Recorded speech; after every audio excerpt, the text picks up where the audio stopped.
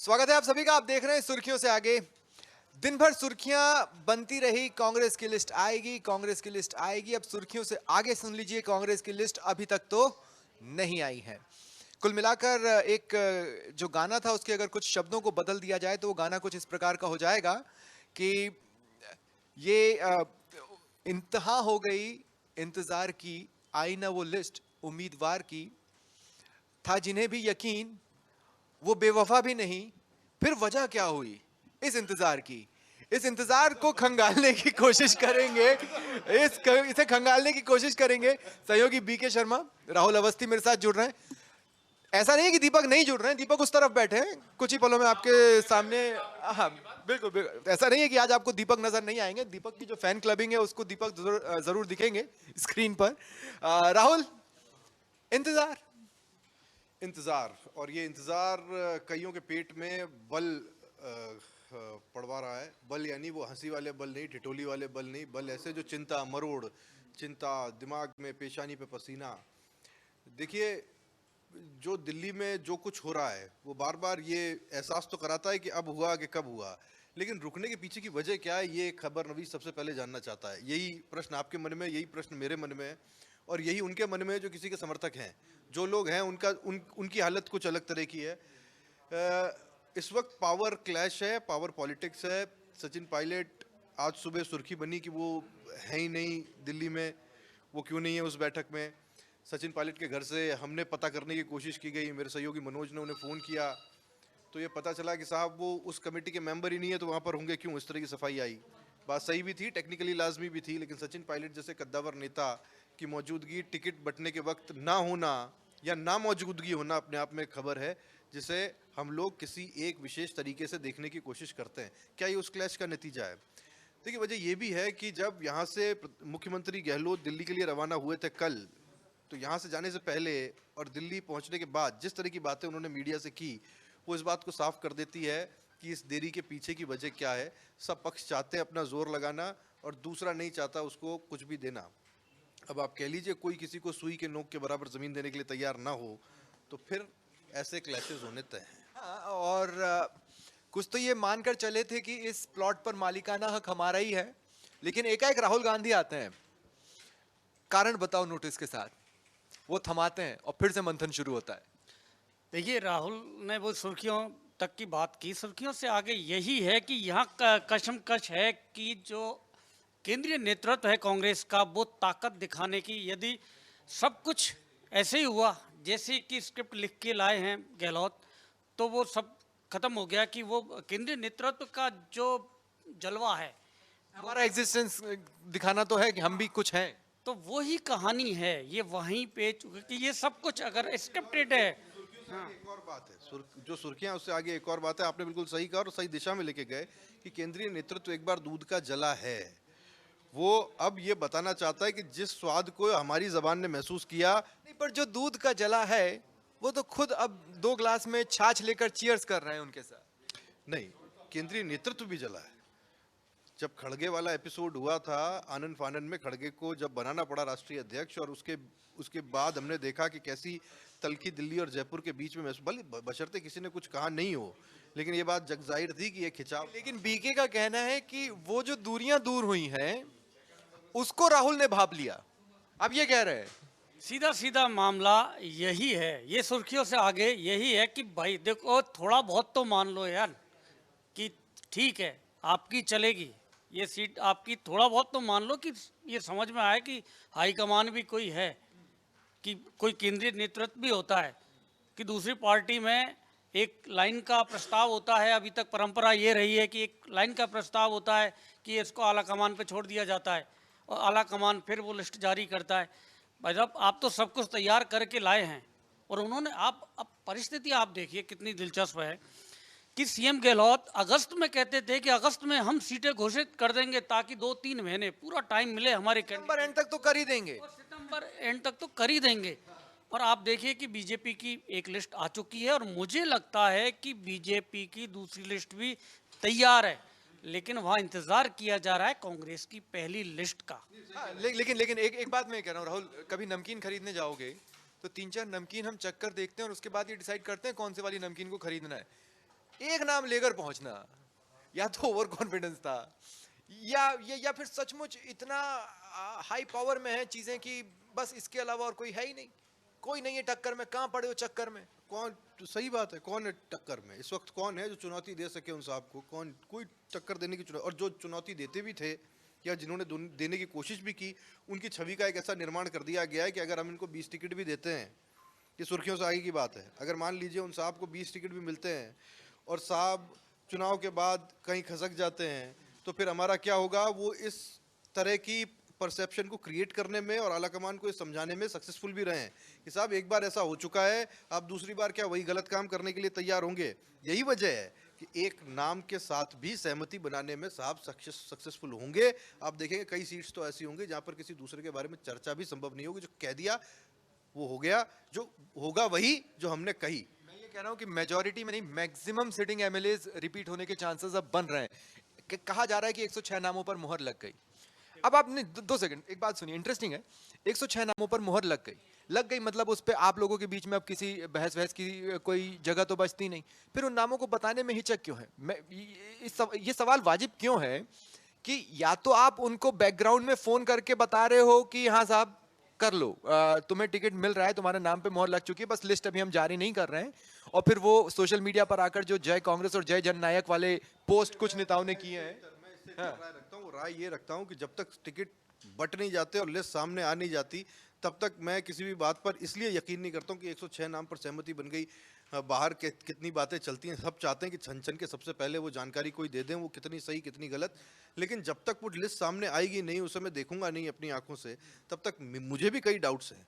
ऐसा नहीं कि कोई भी आलाकमान खाली बैठा है। देखिए, अब ये हमेशा से सीएम गहलोत का एक है कि वो मैसेज की राजनीति बहुत करते हैं और बिना सोचे समझे एक भी शब्द ना बोलते हैं, ना कोई वो संकेत देते हैं। उन्होंने फिर से 10 करोड़ की बात की है। उन्होंने 10 करोड़ की बात कब की है? अब ये टाइमिंग सबसे इम्पोर्टेंट है। और अब मुद्दा है कि 10 जनपद का यहाँ पर इस लिस्ट में कोशिश की जा रही है कि कम से कम इतनी साख बचाने के लायक तो बात रहे कुछ सीटों में। मुझे समझ में नहीं आता वो 10 जनपद आप जिस एंगल से कह रहे हैं वो साख बचाएगा कैसे है? क्या वो ऐसे साख बचाएगा कि साहब किसी भी अरे गहरे नत्थू कह रहे को टिकट दे दिया जाए और फिर बताया जाए नहीं साहब हमने भी अपने प्रत्याशी खड़े किए हैं, या फिर किसी ऐसे व्यक्ति को टिकट दिलवाया जाए जो गहलोत की गुड बुक्स में नहीं है और फिर ये साबित किया जाए कि देखो साहब हमें इतनी हिम्मत है कि हमने उसको टिकट दे दिया? क्या ये 2 तरीके अपनाने के लिए केंद्रीय नेतृत्व तैयार है? और क्या केंद्रीय नेतृत्व का वो होमवर्क है राजस्थान में जैसा कि बीजेपी का है? नहीं है।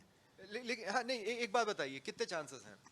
20 तारीख को प्रियंका आने वाली हैं, कांग्रेस का सबसे महत्वपूर्ण अभियान है ईआरसीपी को लेकर, जिसको लेकर जमीन आसमान एक किए जा चुके हैं। क्या इसलिए टाला जा रहा है कि एक बार प्रियंका आकर चली जाए, उसके बाद हम घोषित कर दें? मुझे नहीं लगता कि अब क्योंकि बेकरारी बढ़ेगी और ये आपने भी कहा कि इंतहा हो गई इंतज़ार की, तो ये अब थोड़ा सा मुश्किल काम है। पर जो आप कह रहे थे ना, हाँ यूं ना जाइए, ये स्वप्निल जी की बात हुई, शायरी में बात करते हैं, बेकरार करके हमें यूं ना जाइए, आपको हमारी कसम टिकट ले आइए।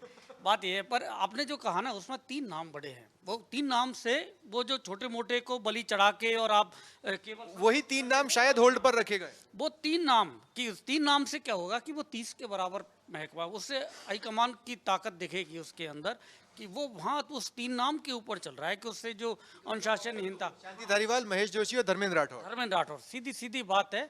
अगर इनको लगता है कि ये बड़े नाम हैं, उन्हीं नामों को शायद होल्ड पर रखा गया है, उन्हीं नामों को। हाँ, कहा यही गया है कि देखिए शांति धारीवाल का जहाँ तक ताल्लुक है, मुझे जहाँ तक खबर मिल रही है, शांति धारीवाल इस बार खुद चुनाव लड़ने के इच्छुक भी नहीं है। वो चाहते हैं कि उनके पुत्र चुनाव रहें। धर्मेंद्र राठौड़ सियासत से ज़्यादा वो गहलोत साहब की दूसरे मैनेजमेंट के लिए ज़्यादा काम के हो सकते हैं, और हो सकता है अगर गहलोत साहब जीतते हैं वो चुनाव ना भी लड़ें तो दूसरी भूमिका में आपको दिखाई दे सकते हैं।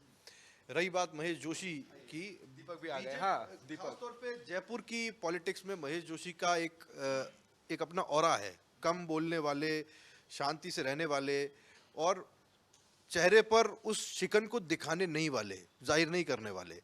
पर महेश जोशी के साथ दिक्कत ये है कि इसी जयपुर के भीतर से कई कद्दावर नेता ऐसे आते हैं जो उनकी खिलाफत करते हैं। हालांकि वो गहलोत के बहुत करीबी भी हैं, लेकिन एक आध को सेक्रीफाइस अगर गहलोत को अपनी उस पूरी लिस्ट को मनवाने के लिए करना पड़े तो उसके लिए उनको चिंता नहीं करनी होगी, ये बात है। एक अपडेट हो रही है आज मेरे पास में कि महेश जोशी जो है वो सीट बदलना चाहते हैं वो हवा महल की बजाय किशनपुर विधानसभा से चुनाव लड़ना चाहते हैं, जहाँ से अभी अमीन कागजी जो कि कांग्रेस के विधायक हैं वो विधायक हैं, और उनकी जगह अब जो महेश जोशी हैं जो कि उनकी पुरानी सीट रही हुई है किशनपुर, वहाँ से एक बार वो चुनाव लड़ना चाहते हैं, क्योंकि जब वो विधायक यहाँ से रहते, जब वो उप मुख्य सचेतक भी रह चुके हैं, तो ऐसे में चूंकि हवा महल में लगातार कुछ जगहों पर उनका विरोध देखने को मिला है, कुछ प्रकरण ऐसे भी हुए जिसकी वजह से भी विरोध पैदा हुआ, तो ऐसे में ये सुर्खियों से आगे की बात है, और ऐसे में महेश जोशी सीट बदलना चाहते हैं। एक कमेंट और लेना चाहता हूँ। शांति धारीवाल के बेटे की बात राहुल ने की।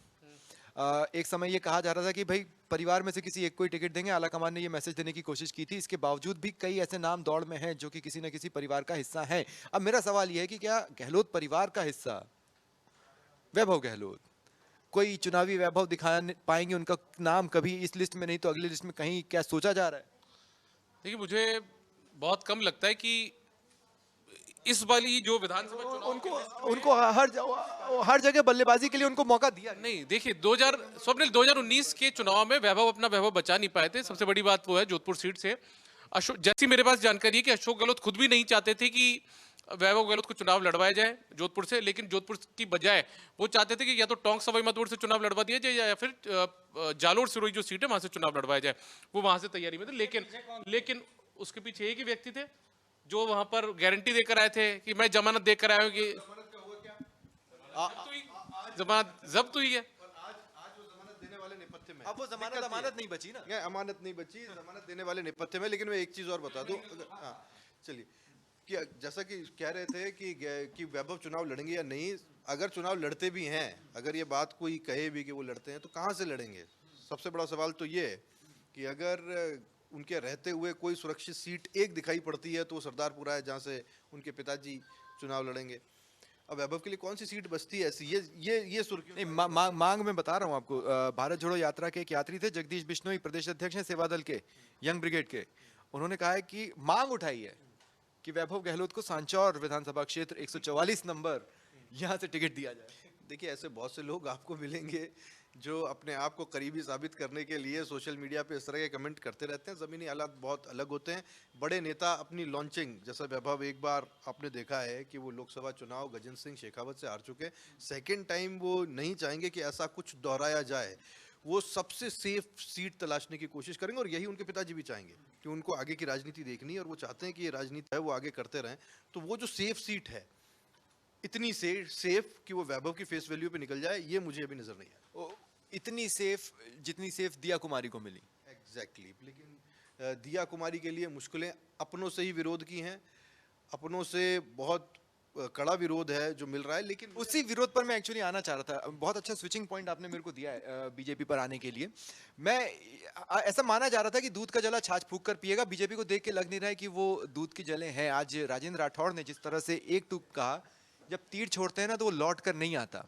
तो जो प्रत्याशी घोषित कर दिए हैं वो कर दिए हैं, फाइनल है। हम दूध के जले नहीं है, छाछ तो आप ही को फूंक कर पीना पड़ेगा। सीधा मैसेज दिया है कि अब प्रत्याशी हैं जिन्होंने तैयारी शुरू कर दी है, उनको तैयारी शुरू करनी है फर्स्ट लिस्ट में। और ये परंपरा भी है बीजेपी के अंदर। ये वापस से टिकट, जैसे बीकानेर में बीडी कल्ला का टिकट एंड टाइम पे बदला गया था और उनको टिकट दिया गया था, तो ऐसे बीजेपी में कम होता है। और लेकिन उनको ये जरूर है कि अब नरपत सिंह राजवी की बात है यहाँ पर, और इनका राजपाल सिंह शेखावत, तो इनके लिए कोई दूसरी सीट मिल सकती है। ऐसा नहीं है कि इनका चैप्टर क्लोज हो गया है कि इनको विधानसभा चुनाव नहीं लड़ा है। संगठन में भी तो फिट किया जा सकता है। हो सकता है, लेकिन उन्होंने अभी पत्ते खोले नहीं। एक चीज़ और देख रहा हूँ सुर्खियों से आगे, मैं इस चीज़ को देख रहा हूँ कि राजस्थान में आप देखेंगे जैसे कि संरक्षक वर्ग एक तैयार कर दिया गया। केंद्रीय पॉलिटिक्स में कई पुराने बड़े नाम हैं जो अब नेपथ्य में हैं, और वो उनको बस एक तरह से कहना चाहिए सम्मान देने के लिए एक ग्रुप बना दिया गया है। वैसा ही ग्रुप आने वाले समय में आप राजस्थान में भी देखेंगे। कई बड़े ने जो युवाओं का ऐसा ग्रुप जो रिलेटिवली उतने बुजुर्ग नहीं है, परंतु उनको उस ग्रुप में डाल दिया जाएगा। यहाँ एक बिल्कुल फ्रेश ताज़ा लीडरशिप खड़ी करने की कोशिश हो रही है।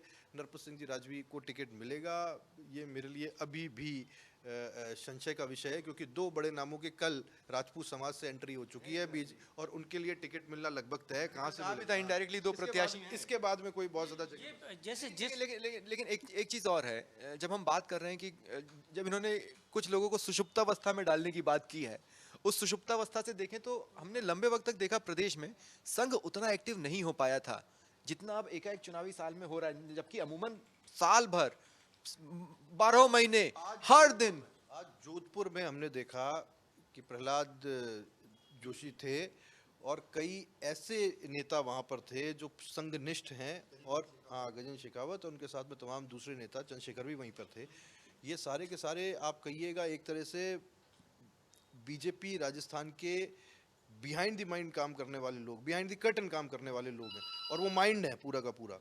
उन लोगों का वहाँ होना और वहाँ बैठना, वो एक पावर पॉलिटिक्स का केंद्र था जिस पर आज राजस्थान की बहुत कम नजर। लेकिन क्या लंबे वक्त तक संघ ऊहापोह में रहा? इस संदर्भ एक और मैं इसमें जोड़ना चाहूँगा कि जब अमित शाह जयपुर आए थे, उनकी एक मीटिंग होनी थी आरएसएस के नेताओं के साथ, लेकिन वो मीटिंग टल गई थी, मीटिंग नहीं हो पाई थी। तो तब माना जा रहा था कि कुछ तल्खी है या कुछ ऐसा है बीच में जिसके ऊपर कुछ संशय बना हुआ है। इसीलिए मैंने कहा कि एक्टिवनेस कम थी, एकाएक चुनाव में संघ की एक्टिवनेस दोबारा से बढ़ी। शायद मुझे लगता है कि ये इसको दूर कर लिया गया है, जो इनके बीच में कोई था उसको शायद दूर कर लिया गया है, जो कोई कारण हो सकता है मनमुटाव का।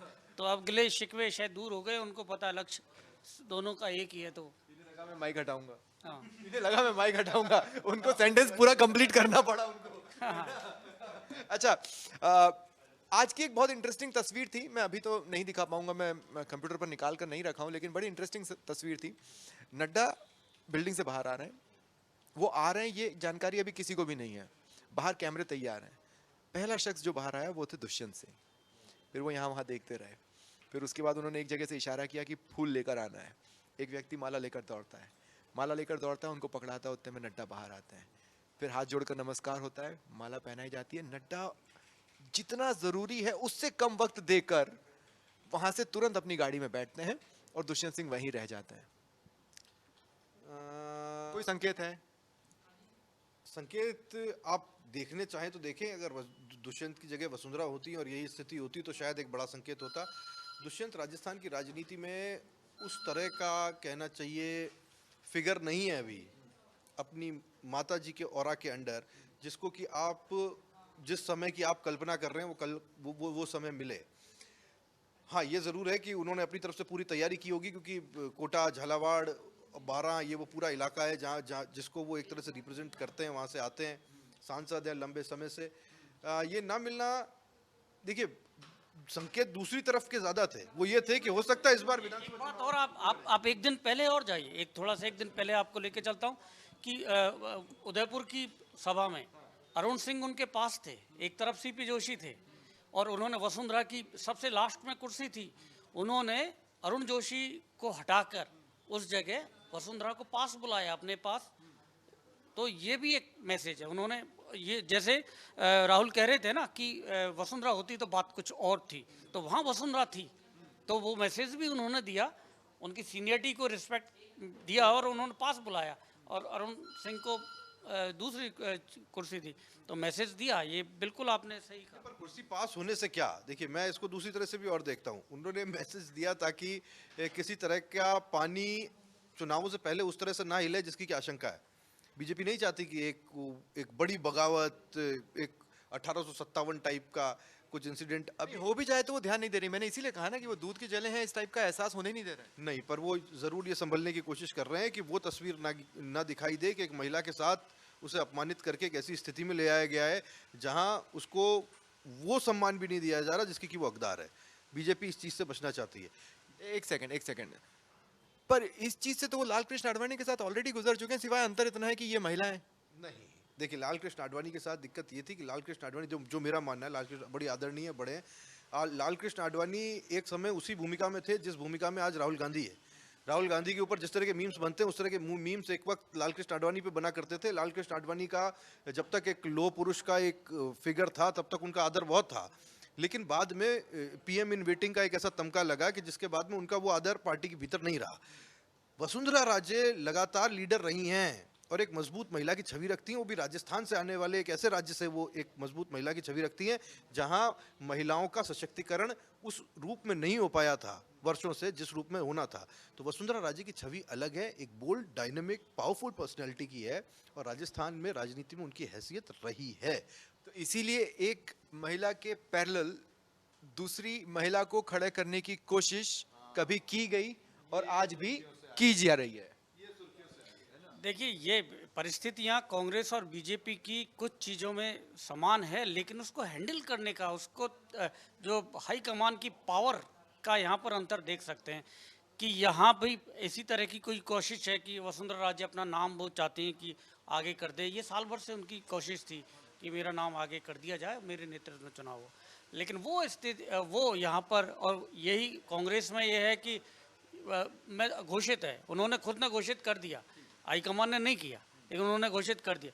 लेकिन वहाँ से बीजेपी में ये है कि जब तक वहाँ से अभी भी पावर पॉइंट सेंट्रल जो केंद्रीय नेतृत्व के पास है, उन्होंने ये क्षेत्रीय नेता को ये पावर नहीं दी कि वो ही तय कर ले कि कौन नेतृत्व करेगा। तो ये ही एक अंतर है बस। ठीक है, अब एक ऐसी खबर जो सियासत से डायरेक्ट तो नहीं जुड़ती, लेकिन बयान उसे सियासत से जोड़ देते हैं, और वो खबर होती है कार्रवाई से जुड़ी हुई, खासकर जब सेंट्रल एजेंसियां कार्रवाई करती हैं। लॉकर खुल रहे हैं, अभी कितने खुल गए, कितने खुले मोटे तौर पे? 4-5 5 से 7 लॉकर खुले हैं, और अब ये लॉकर को जो काम किया जा रहा है, लॉकर से इनपुट लिया जा रहा है। एक आपको सबसे दिलचस्प बात मैं बता दूं, अब यहाँ पर इसके लिए तैयारी कर लें कि 1100 लॉकर हैं, 540 के ऑनर का पता ही नहीं है। कुछ जगहों पर जो वहाँ पर रिकॉर्ड में है, नाम पता करने की कोशिश की तो वहाँ पता कि ये कोई आदमी यहाँ पर रहता ही नहीं। अब उन लॉकर्स का कैसे क्या ईडी करेगी, पर शायद कोई सामने आ जाए कि भाई सबूत ले आओ और वो लॉकर लो। अब जिनके पास सबूत होगा भी वो भी शायद अब सामने नहीं आए। मेरी दिलचस्पी एक्सरे विजन चाहिए साहब। मेरी दिलचस्पी दूसरी, पैसा निकल गया, जो भी चीज मिल जाएगी, गोल्ड मिल गया, निकलते जा रहा है। निकलता जाएगा और भी निकल जाएगा। 500 लॉकर्स खुलेंगे जिनका कोई लेना देना नहीं, लेकिन जिसका कोई लेना देना नहीं है उससे कोई ये साबित कैसे कर पाएगा चुनाव के बिल्कुल मुहाने पे खड़े होके कि इसमें सरकार का हाथ है या इसके लिए प्रदेश सरकार दोषी है? नहीं, मेरा राजनीतिक पॉइंट ऑफ व्यू जानने का ये है। क्या वो तो आरोपों में ही रहता है। मिल गया पैसा, किसी का है किसी का नहीं, और हो सकता है कांग्रेस ये भी बोल देगी भाई साहब ये तो इन्हीं का था। देखिए, मैं ये नहीं कह रहा हूँ, मैं ये नहीं नहीं अब देखो, चूरू के की पार्षद है वो कांग्रेस के, एक वो इरशद हुसैन के लॉकर से वहाँ पर कैश निकला है, तो उनका लिंक निकाला ना कि मैं एक बात ये कह रहा हूँ कि जो भी कार्रवाइयाँ होती हैं, आप उसको बाद में जब हम देखते हैं तो ऐसा लगता है कि जैसे ही इलेक्शन आता है उनके पीछे ईडी या सीबीआई पड़ जाती है। जैसे सपा के खिलाफ या बसपा के खिलाफ, या हम जम्मू कश्मीर में जाते हैं तो किसके खिलाफ वो बोलने की भी जरूरत नहीं है। तो वैसा कुछ कनेक्शन बयानों में तो हमेशा रह सकता है ना, उससे किसने रोका है? ये चल रहा है। लेकिन सबसे बड़ी बात है कि मेरा ये मानना है, आपके पास में यदि ब्लैक मनी नहीं है, आप कोई भी जांच कर लेना, आपके पास है नहीं, आपने भ्रष्टाचार किया नहीं है, तो ये तो क्योंकि इनको भी, ईडी को, इनकम टैक्स, इन सबको कोर्ट में तो चैलेंज किया जा सकता है, और कई मामलों में इनको मुंह की खानी पड़ी है। सवाल ये तो वो आप है कौन? उन 500 लॉकर्स का जिनका कोई धनी धोरी नहीं, जिनका कोई वारिस नहीं, जिनका कोई क्लेम करने वाला नहीं, तो वो कौन? वो जो आप जिसका जिक्र कर रहे हैं ना, वो आप कौन है ये समझ में नहीं। Mister X, mister Y, mister India, ये बड़ी बात है कि 600 लॉकर और भी है ना। मिस्टर इंडिया नहीं बोलना चाहिए ना अभी आजकल। मिस्टर इंडिया तो क्या बोलना अभी। मिस्टर इंडिया बोल रहा हूँ तो किसी पे आरोप लग जा रहा है। हाँ वो 600 लॉकर अभी और भी है, 1100 हैं टोटल। 540 का पता नहीं है उनके एड्रेस और कौन ओनर है, बाकी के तो रिकॉर्ड है। तो प्रॉब्लम ये है कि उसमें जो निकल के आ रहे हैं, जिनके रिकॉर्ड है ना, उनके यहाँ पर दबिश दी जा रही है इनकम टैक्स की। चीजों पर बॉलीवुड की बहुत पैनी नजर है। अगर कोई कनेक्शन निकल आया तो एक फिल्म बहुत जल्द बन जाएगी, लॉकर्स वॉर। मैं तो बहुत ज्यादा फिल्में देखता नहीं हूँ, पर स्वप्निल देखते हैं और स्वप्निल उनका एनालिसिस भी करता है, तो मुझे लगता है कि स्वप्निल की बिल्कुल पारखी नजर है कि ऐसी फिल्म बन सकती है। अब ड्रामा है, सस्पेंस है, विलन के लिए कुछ चेहरे हैं जिनमें से आपको ये भी अंदाजा नहीं कि इसमें से असली विलन कौन है। और क्या चाहिए आपको किसी फिल्म से? और फिर ये क्या है कि अपने सुर्खियों से आगे के लिए उसमें से जो जितनी ये स्मार्टनेस से निकालते हैं अपनी लाइनें, वो सबसे बड़ी बात होती है कि उस फिल्म में से। और मुझे अभी इन्होंने जो शुरुआत में उस गाने को और इस गाने के एक पैरा को जिस तरह से आपने चेंज किया, तो मुझे तो लगता है कि आप फिल्मों का गाना भी लिख सकते हैं। ये और उसी गाने पे अंत भी कर देता हूँ। इस कला के से शायद बाहर नहीं आ पाई, पर ये जो प्रोग्राम है ये भी आपकी ये कला भी बाहर निकल के आ रही है। कला से आगे, है ना। नहीं, वैसे आप जानते हैं कि ये जो कला होती है उसको शहर की नहीं बल्कि शहर को कला की ज़रूरत होती है। तो अब मैं अपने शहर में तो आ चुका हूँ, आप सबके साथ हूँ, निखार भी लूंगा क्योंकि सुर्खियों से आगे तो लाना ही है। बहरहाल एक बार फिर मुलाकात होगी जल्द ही। फिलहाल इतना ही, नमस्कार।